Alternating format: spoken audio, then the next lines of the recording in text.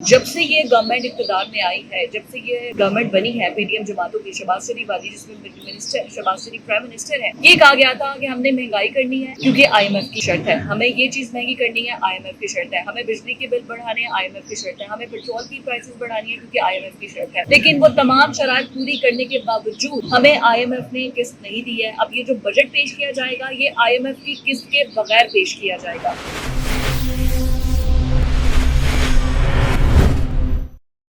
जल्दी से मैं आज के वीडियो में आपको बता देती हूँ कि बजट में आवाम के लिए सरप्राइजेस क्या क्या होंगे और रिलीफ क्या होगा। खैर, रिलीफ वाली तो कोई सूरत हाल नहीं है इस बजट के अंदर। वजीर खजाना कह चुके हैं कि ये एक सरप्राइज बजट होगा और ये हुकूमत के पास डू एंड डाई वाली सिचुएशन है। अगर इस बजट में भी आवाम को रिलीफ ना मिला तो फिर आवाम ये नून लीग और पीडीएम जमातों से तो बिल्कुल भी कोई उम्मीदें ना रखे। आगे जो 13 जमातों का इत्तेहादी जमातें हैं ये।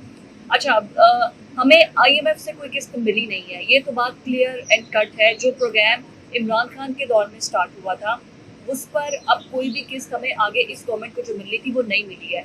और जब से ये गवर्नमेंट इक़्तिदार में आई है, जब से ये गवर्नमेंट बनी है पीडीएम जमातों की, शहबाज शरीफ वाली, जिसमें मिनिस्टर शहबाज शरीफ प्राइम मिनिस्टर है, ये कहा गया था कि हमने महंगाई करनी है क्योंकि आईएमएफ की शर्त है, हमें ये चीज़ महंगी करनी है, आईएमएफ की शर्त है, हमें बिजली के बिल बढ़ाने हैं, आईएमएफ की शर्त है, हमें पेट्रोल की प्राइसेस बढ़ानी है क्योंकि आईएमएफ की शर्त है। लेकिन वो तमाम शराइत पूरी करने के बावजूद हमें आईएमएफ ने किस्त नहीं दी है। अब ये जो बजट पेश किया जाएगा, ये आईएमएफ की किस्त के बगैर पेश किया जाएगा। यहाँ तक बात तो क्लियर हो गई। अब इसमें रिलीफ होगा क्या?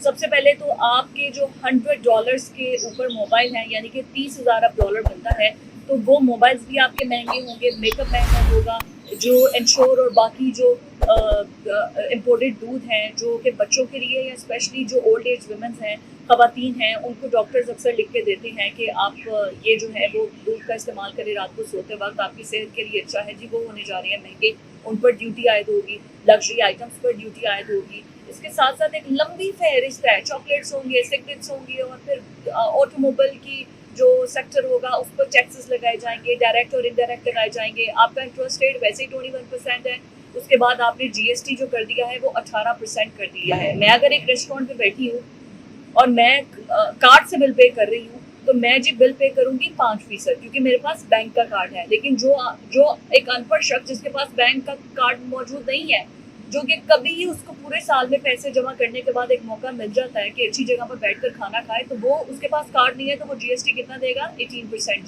जीएसटी देगा। हम फाइलर्स हैं तो हम 30% टैक्स नहीं देंगे। अगर किसी को जायदाद से हिस्सा मिलता है और कोई 20-25 लाख या 10 लाख भी उसे मिल जाता है और वो जाके एक कौमी बजट में या जो गवर्नमेंट की तरफ से स्कीम्स होती हैं वहाँ पर कौमी खजाने में जमा करवा देता है कि हर महीने उसे थोड़े बहुत पैसे से आते रहेंगे, तो वो हम लोग फाइलर हैं तो हमारा टैक्स कटेगा 15%। वो चूंकि अनपढ़ है, उसका कसूर है कि उसके पास 10 लाख आए ही क्यों, इसमें गवर्नमेंट आपसे काटेगी 30% क्योंकि वो नॉन फाइलर है। हालांकि उसकी मंथली इनकम है जो 6 लाख से नीचे स्लैब का बनाया गया है, उस पर आगे टैक्स स्टार्ट होता है ना। उसकी ईयरली इनकम चाहे 6 लाख से कम हो, सालाना इनकम उसकी 6 लाख से कम हो, लेकिन उसने वो जो 10 लाख 12 लाख वो मकान का हिस्सा बेचने के बाद जो उसे मिला है उसने बैंक में रखा है ना, तो गवर्नमेंट आपसे इनडायरेक्ट टैक्स ऐसे वसूल करेगी। इनडायरेक्ट टैक्सेस का मतलब ये होता है, तो डायरेक्ट टैक्स आप बिजली के बिल में देते हैं, पेट्रोलियम पर देते हैं, जीएसटी पर देते हैं। इनडायरेक्ट गवर्नमेंट आपसे ऐसे टैक्सेस वसूल करती है। फिर हमारा अच्छी खबर ये है कि हमारे जो डॉलर्स, खैर 2014 की बात है जब हमारे ज़खायर थे 25 अरब की हमारे इम्पोर्ट्स होनी थी, हमारी एक्सपोर्ट्स थी। लेकिन एक अंदाजे के मुताबिक 2014 से 2023 की मैं बात बताने लगी, 2014 में थी 25 अरब की एक्सपोर्ट्स और 2023 में कहा जा रहा है कि 27 अरब की होंगी, यानी 2 अरब ज़्यादा होगा। बड़ा ये हमें बार बार बताया जा रहा है कि जी हमने तो ज़्यादा डॉलर्स इकट्ठे करने के लिए कंपैरिजन करें 2014 से तो 2 अरब ज़्यादा किए हैं। लेकिन जब 2014 था तब डॉलर की प्राइस थी 98 रुपये। आज 2023 में इंटरबैंक में आज की डेट में डॉलर की प्राइस है 286 रुपये। तो आप देखिए डॉलर प्राइस में कितना फ़र्क है। गाड़ियों की प्राइसेस कह रहे थे गाड़ियाँ सस्ती होंगी, तब की प्राइसेस देखें जब वो गाड़ियाँ दी गई हैं और आज के डॉलर की प्राइस देखें जब वो इम्पोर्ट की जाएंगी छोटी गाड़ियाँ, तो फिर आपको रिलीफ छोटी गाड़ियों पे कैसे मिलेगा? आज डॉलर 286 रुपये में इंटरबैंक में मिल रहा है, वैसे ओपन मार्केट में तो डॉलर 308 315 में भी नहीं मिल रहा, ब्लैक में 320 का मिल रहा है। तो ये जो डिफ़ॉल्ट मुल्क को डिफ़ॉल्ट होने की बातें की जा रही थी कि पाकिस्तान डिफ़ॉल्ट हो जाएगा, पाकिस्तान को डिफ़ॉल्ट होने से हमने बचाना है। अब कुछ कह नहीं ना सकते, मोहतरम कायद के समदी साहब हैं हमारे वज़ीर ख़ज़ाना, और वज़ीर ख़ज़ाना साहब को हम तो बता नहीं सकते कि आपने रिलीफ़ कैसे देना है, लेकिन स्टिल बिग फिशर्स अभी भी पैसा बना रही हैं। इस रिसेशन के टाइम पे भी आपका रियल एस्टेट सेक्टर पैसा बना रहा है। ये जो बड़े-बड़े स्टेक होल्डर्स हैं, जिनकी अपनी फैक्ट्रीज़ हैं, उनके टैक्स रिफॉर्म्स उन पर होनी चाहिए हैं, क्योंकि हम टैक्स इकट्ठा नहीं करते हैं।